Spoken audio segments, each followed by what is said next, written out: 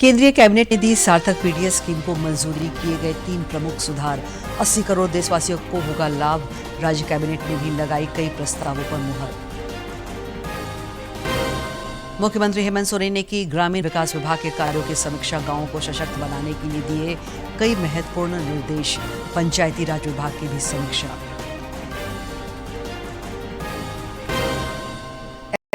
SIR की वैधता से संबंधित फैसले का झारखंड भाजपा के नेताओं ने किया स्वागत। अन्नपूर्णा बाबूलाल बोले, विपक्ष ने जनता को गुमराह किया। और खूंटी पुलिस ने किया डबल मर्डर का खुलासा। 3 गिरफ्तार। छऊ नृत्य देखकर लौटते वक्त हुई थी महिला पुरुष की हत्या। धनबाद से 3 ठग गिरफ्तार।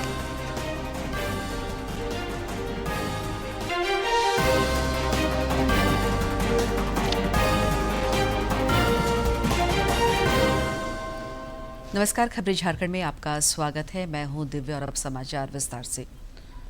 प्रधानमंत्री नरेंद्र मोदी की अध्यक्षता में केंद्रीय कैबिनेट ने आज कई बड़े फैसलों को मंजूरी दी है। कैबिनेट फैसलों की जानकारी देते हुए सूचना एवं प्रसारण मंत्री अश्विनी वैष्णव ने बताया कि कैबिनेट ने सार्वजनिक वितरण प्रणाली में संरचनात्मक सुधार सार्थक पीडीएस स्कीम को मंजूरी दी है, जिससे पूरा पीडीएस सिस्टम और प्रभावी बनेगा। इस योजना के तहत 3 प्रमुख सुधार किए गए हैं। यह योजना अगले 5 वर्षों में लागू की जाएगी, जिसका उद्देश्य प्रणाली को अधिक पारदर्शी और उपभोक्ता हितैषी बनाना है। इस स्कीम से देश के लगभग 80 करोड़ नागरिक लाभान्वित होंगे। से जुड़े जो विषय हैं उन सबके प्रधानमंत्री गरीब कल्याण अन्न योजना का बहुत बड़ा इम्पैक्ट है। आज उस प्रोग्राम को इम्प्लीमेंट करने वाली जो व्यवस्था है पब्लिक डिस्ट्रीब्यूशन सिस्टम, उसमें बहुत बड़ा एक फैसला लिया गया है, वो है सार्थक पीडीएस स्कीम। सार्थक पीडीएस स्कीम करीब 25,000 करोड़ का ये प्रोग्राम है। इस प्रोग्राम में 3 बड़े सुधार आज अप्रूव हुए हैं। सबसे पहला, जो राज्य सरकारों के एजेंसीज राज्य में एक जो एफसीआई का बड़ा गोडाउन होता है, वहाँ से डिफरेंट डिस्ट्रिक्ट्स में डिविजन्स में फेयर प्राइस शॉप तक पहुँचाने का जो कॉस्ट होती है, वो कॉस्ट बियर करने में दिक्कत आ रही थी राज्य सरकारों की, और उसके कारण एक जेन्युइन प्रॉब्लम सब जगह थी। उस प्रॉब्लम को सॉल्व करने के लिए भारत सरकार ने फैसला लिया है कि उस कॉस्ट को सपोर्ट करेंगे इस प्रोग्राम के तहत। दूसरा, जो फेयर प्राइस शॉप्स हैं, उन फेयर प्राइस शॉप्स में जो डीलर्स का रिम्यूनरेशन रखा गया था, एक लंबे टाइम से वो स्टैटिक था, उसको बढ़ाने की ज़रूरत थी, क्योंकि सब जगह से फील्ड से डिमांड आ रही थी कि फेयर प्राइस शॉप वालों को थोड़ा अधिक रिम्यूनरेशन मिलना चाहिए। तो वो भी इसमें आज फैसला लिया गया। और तीसरा फैसला लिया गया, टेक्नोलॉजी का यूज़ करके पब्लिक डिस्ट्रीब्यूशन सिस्टम को हम कैसे मॉडर्नाइज कर सकते हैं, वो फैसला इसमें लिया गया। तो ये 3 एलिमेंट्स को लेके सार्थक पीडीएस की व्यवस्था आज अप्रूव हुई है।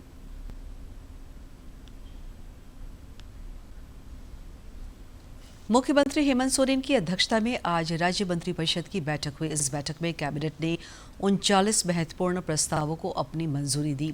कैबिनेट फैसलों की जानकारी देते हुए विभागीय सचिव वंदना डाडेल ने बताया कि अमिताभ कुमार गुप्ता को लोकायुक्त नियुक्त करने की घटनोत्तर स्वीकृति प्रदान की गई।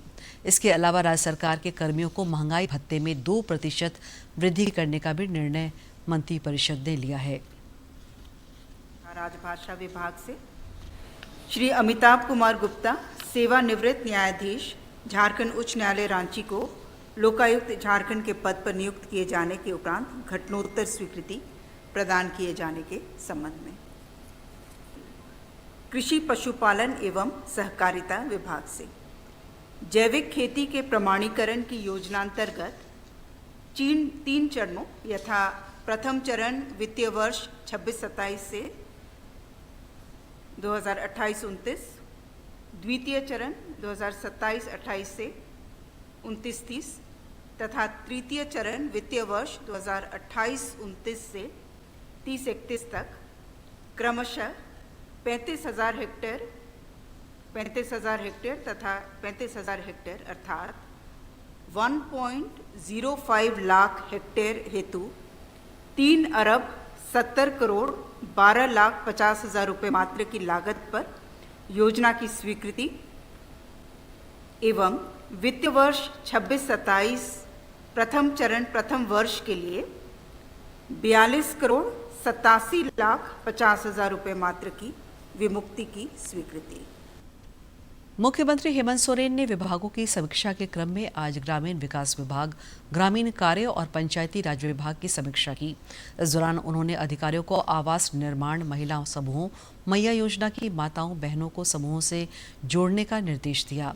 सीएम ने इस दौरान जौहार परियोजना, प्लास ब्रांड के सुदृढ़ीकरण, दीदी कैफे, बिरसा हरित ग्राम को कार्बन क्रेडिट जिसे जोड़ने आदि विषयों को लेकर भी कई दिशा निर्देश दिए। पंचायती राज विभाग की समीक्षा के दौरान मुख्यमंत्री ने ग्रामीण क्षेत्रों से जुड़ी सड़कों और पंचायतों में चल रहे कार्यों में आ रही समस्याओं को दूर कर तेजी लाने का निर्देश दिया।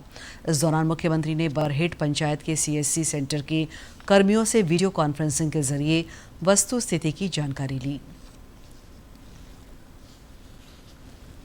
विशेष गहन पुनरीक्षण एसआईआर को लेकर सुप्रीम कोर्ट ने आज एक अहम फैसला सुनाया है।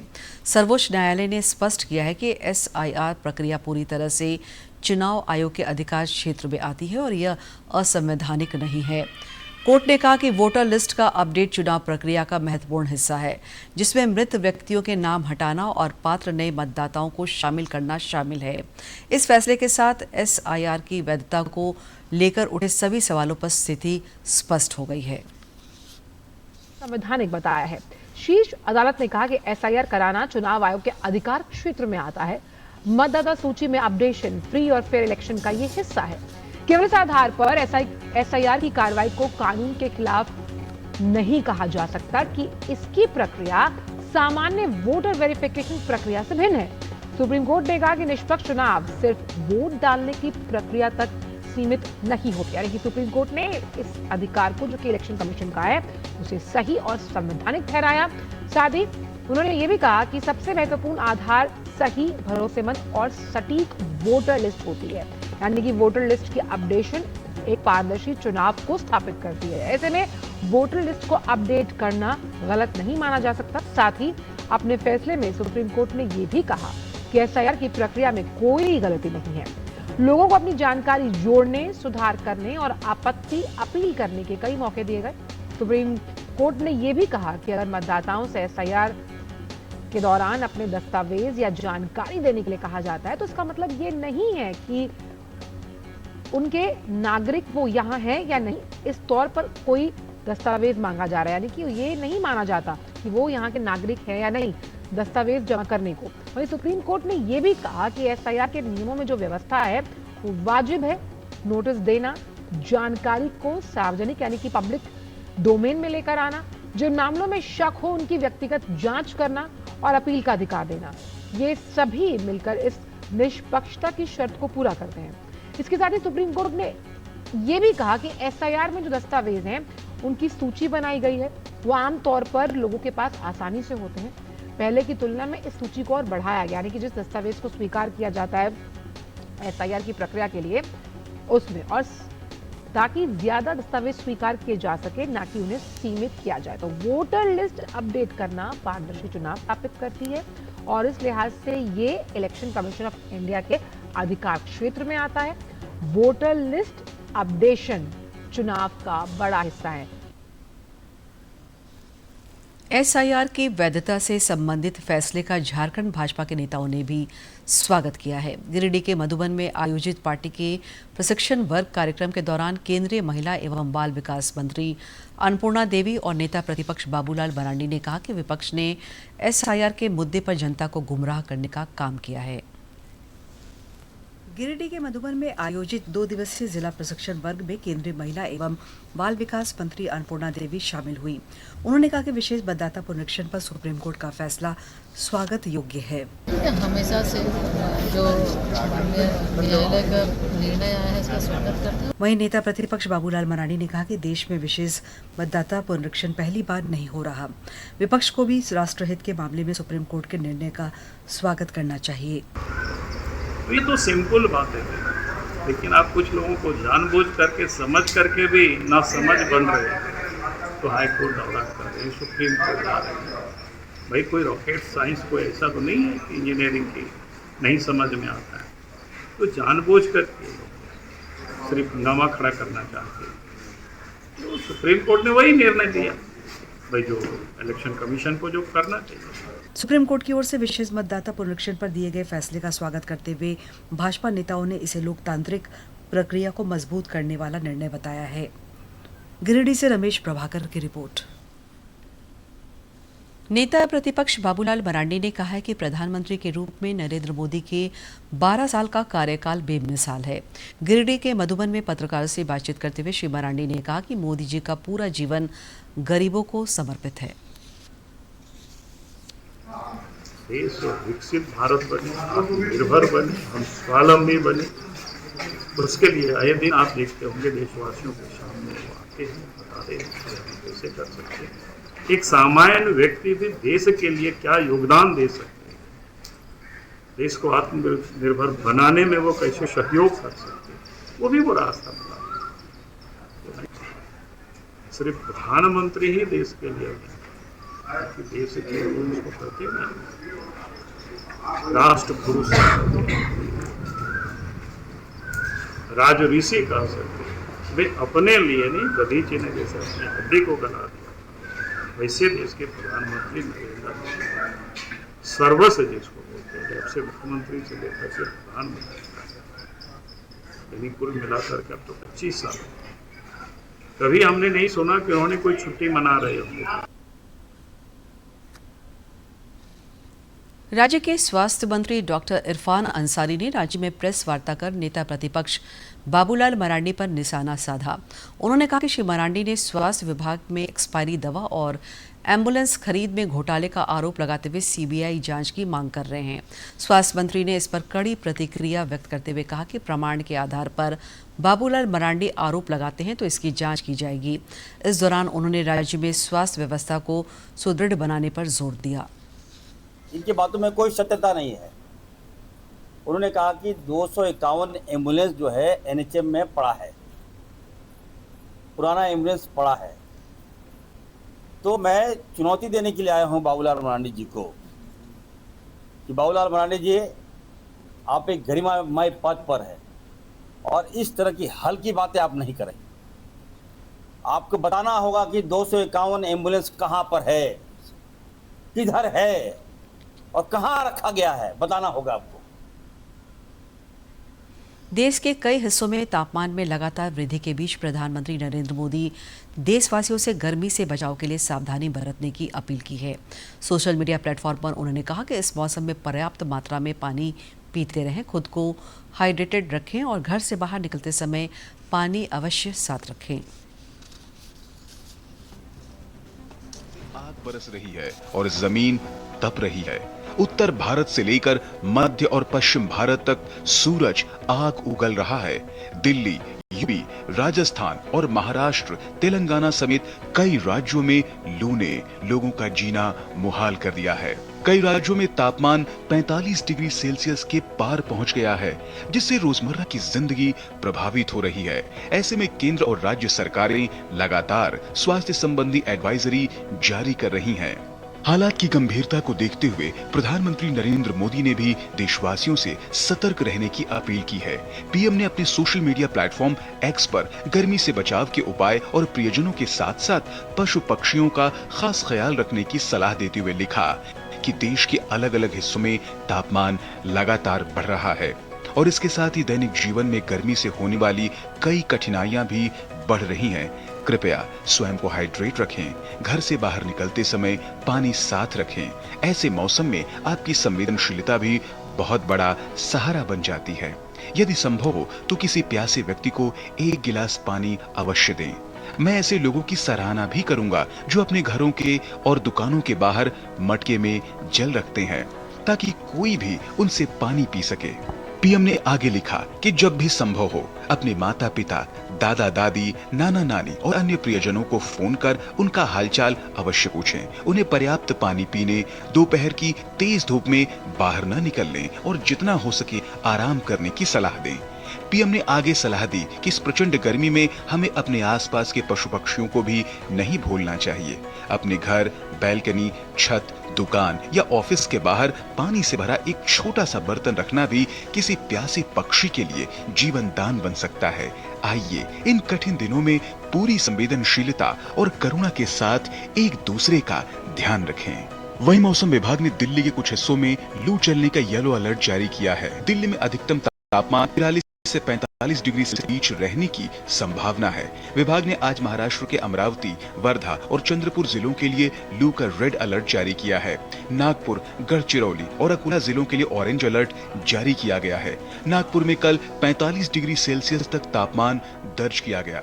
वहीं अगले 2 से 3 दिनों तक हरियाणा, चंडीगढ़, पंजाब, राजस्थान, छत्तीसगढ़, तटीय आंध्र प्रदेश, हिमाचल प्रदेश, जम्मू और कश्मीर, लद्दाख, झारखंड, ओडिशा, तेलंगाना और उत्तराखंड में भी भीषण गर्मी की आशंका है।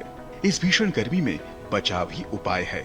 लोग सावधानी बरतें, क्योंकि थोड़ी सी लापरवाही भी सेहत पर भारी पड़ सकती है। Bureau report, DD news. इधर झारखंड में भी गर्मी की तपिश से राज्यवासी हलकान है। राज्य भर में पलामू का पारा पिछले कई दिनों से सबसे ज्यादा है। आज भी वहां का तापमान 43.5 डिग्री सेल्सियस रिकॉर्ड किया गया। वहीं राजधानी रांची में आज गर्मी से थोड़ी राहत मिली। दोपहर तक रुक रुक कर बादल छाने से तेज धूप से लोगों को राहत मिली। मौसम विभाग ने आज रांची, गुमला और खूंटी समेत आसपास के इलाकों में बारिश और वज्रपात का येलो अलर्ट जारी किया है। अगले 3 से 4 दिनों में राज्य के तापमान में 3 से 4 डिग्री सेल्सियस तक की गिरावट का भी पूर्वानुमान जताया गया है। रक्षा राज्य मंत्री सह रांची सांसद संजय सेठ ने आज ईचागढ़ प्रवास के दौरान पितकी रेलवे फाटक के समीप निर्माणाधीन फ्लाईओवर का निरीक्षण किया। उन्होंने सोशल मीडिया पर इसकी जानकारी देते हुए कहा कि यह फ्लाईओवर आगामी 31 जुलाई तक पूरा हो जाएगा। इसके निर्माण से चांडिल से निमडीह तक वर्षों से चली आ रही जाम की गंभीर समस्या से क्षेत्रवासियों को बड़ी राहत मिलेगी।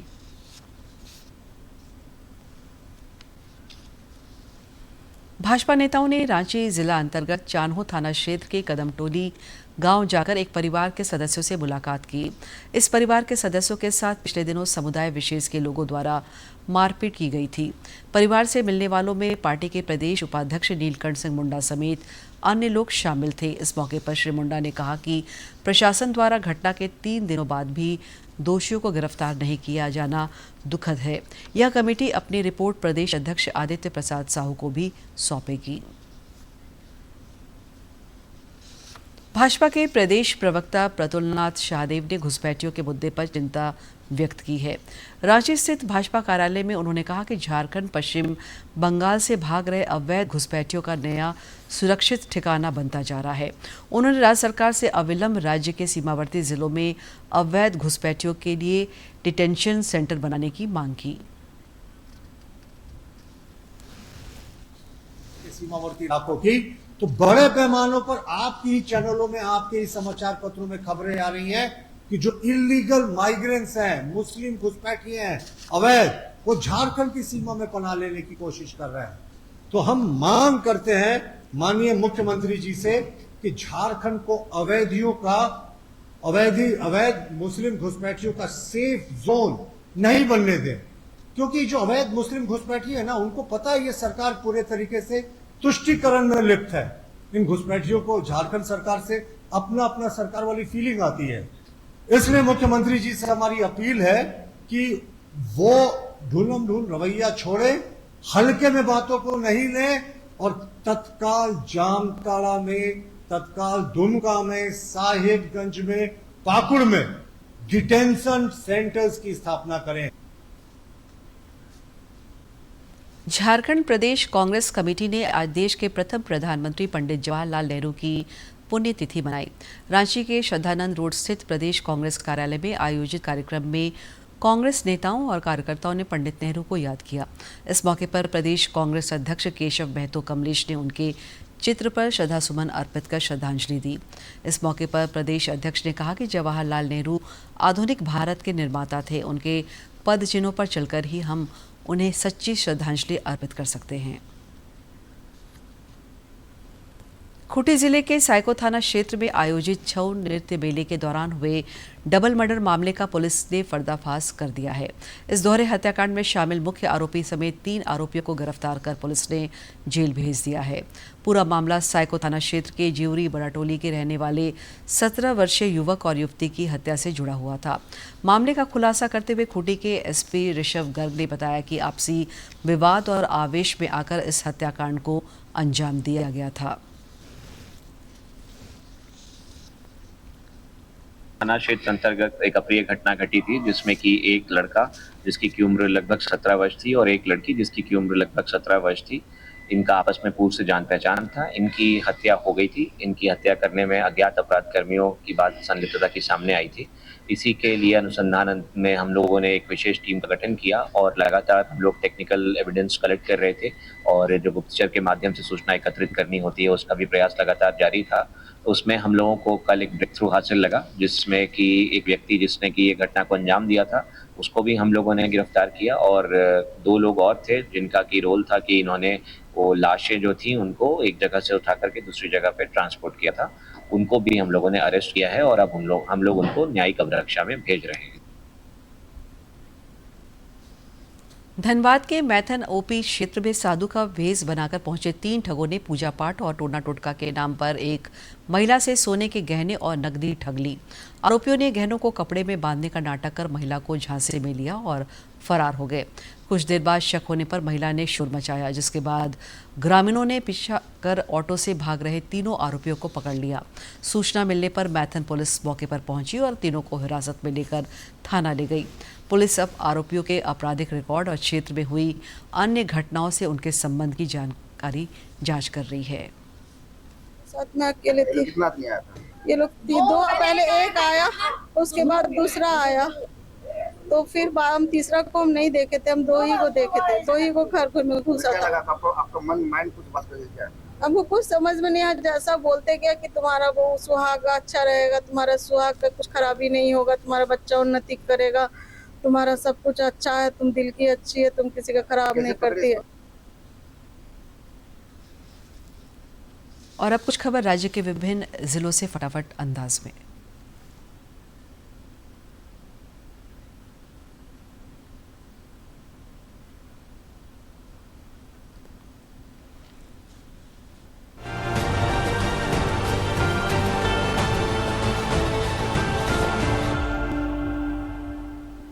दुमका जिला भू अर्जन कार्यालय एवं पहाड़िया कल्याण शाखा का निरीक्षण किया गया। इस दौरान अभिलेखों, कर्म पुस्तिका और लंबित मामलों की समीक्षा कर समयबद्ध निष्पादन, पारदर्शिता व जवाबदेही सुनिश्चित करने तथा योजनाओं का लाभ सभी योग्य लाभुकों तक पहुंचाने के निर्देश दिए गए। दुमका में भवन निर्माण, सिंचाई प्रमंडल व ग्रामीण कार्य विभाग सहित इंजीनियरिंग विभागों की समीक्षा बैठक हुई। सरकारी भवनों का निर्माण गुणवत्ता और मानकों के अनुरूप समय सीमा में पूरा करने, आंगनबाड़ी केंद्रों के कार्य में तेजी लाने तथा योजनाओं की नियमित मॉनिटरिंग के लिए निर्देश दिए गए। गुमला उपायुक्त दिलेश्वर महतो ने क्षेत्र भ्रमण के दौरान बाल सुधार गृह, नारी निकेतन, वृद्धा आश्रम एवं बालिका गृह का निरीक्षण किया। उन्होंने व्यवस्थाओं, शिक्षा, सुरक्षा सुविधाओं का जायजा लिया तथा बच्चों, महिलाओं और बुजुर्गों से संवाद कर आवश्यक सुधार के निर्देश दिए। देवघर में एनसीसी कैडेटों को आपदा प्रबंधन प्रशिक्षण सफलतापूर्वक पूरा करने पर प्रशस्ति पत्र प्रदान किया गया। इस दौरान कैडेटों के उज्जवल भविष्य की कामना की गई और उन्हें आपदा प्रबंधन के प्रति जागरूक रहते हुए समाज सेवा में सक्रिय भूमिका निभाने के लिए प्रोत्साहित किया गया। खूंटी में प्रधानमंत्री सुरक्षा बीमा योजना के तहत डीएलसी बैठक हुई। इसमें मछुआरों, मत्स्य पालकों एवं मत्स्य विक्रेताओं को दुर्घटना बीमा कवरेज से जोड़ने की समीक्षा की गई। पात्र लाभुकों तथा योजना का लाभ समयबद्ध तरीके से पहुंचाने के लिए आवश्यक निर्देश दिए गए। रांची में आइसा और आरवाईए ने क्लस्टर सिस्टम परीक्षाओं में पेपर लीक और सीबीएसई की ओएसएम प्रणाली में गड़बड़ी के खिलाफ राज्यव्यापी चक्का जाम का आह्वान किया है। छात्रों ने शिक्षा के निजीकरण, फीस वृद्धि और मूल्यांकन व्यवस्था पर गंभीर सवाल उठाए हैं। हजारीबाग में डीएमएफटी मद से 22 दिव्यांग लाभुकों के बीच बैटरी चालित ट्राई साइकिल का वितरण किया गया। पढ़ाई और रोजगार से जुड़े दिव्यांगों को प्राथमिकता दी गई। उपायुक्त ने कहा कि यह पहल आवागमन को सुगम बनाकर दिव्यांग जनों को मुख्य धारा से जोड़ने में सहायक होगी।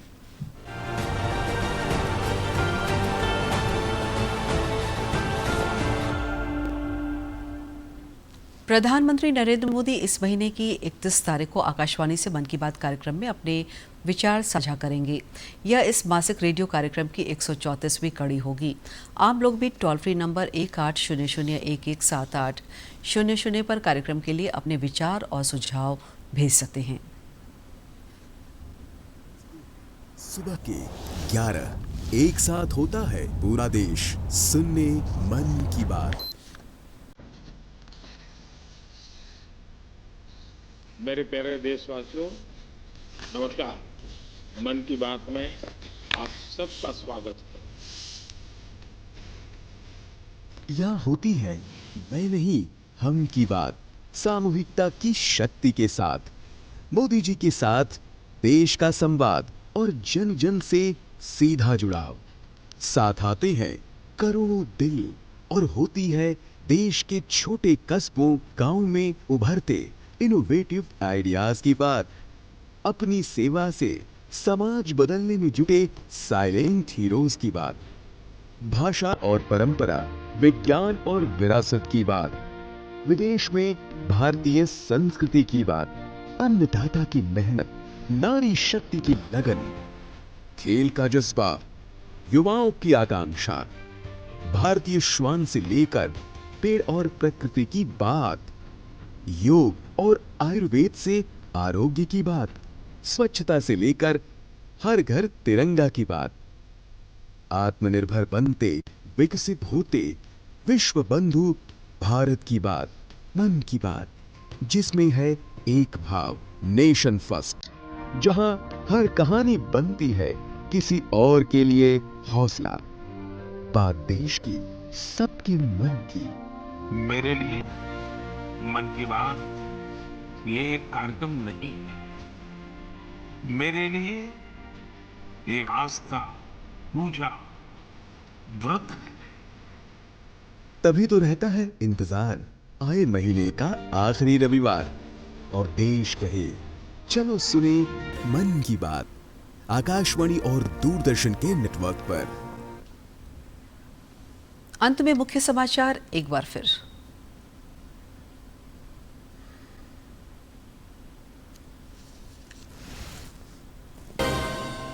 केंद्रीय कैबिनेट ने दी सार्थक पीडीएस स्कीम को मंजूरी। किए गए 3 प्रमुख सुधार। 80 करोड़ देशवासियों को होगा लाभ। राज्य कैबिनेट ने भी लगाई कई प्रस्तावों पर मुहर।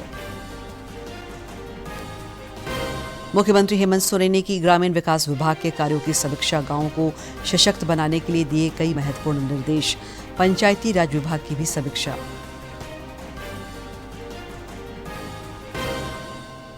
एसआईआर की वैधता से संबंधित फैसले का झारखंड भाजपा के नेताओं ने किया स्वागत। अन्नपूर्णा बाबूलाल बोले, विपक्ष ने जनता को गुमराह किया।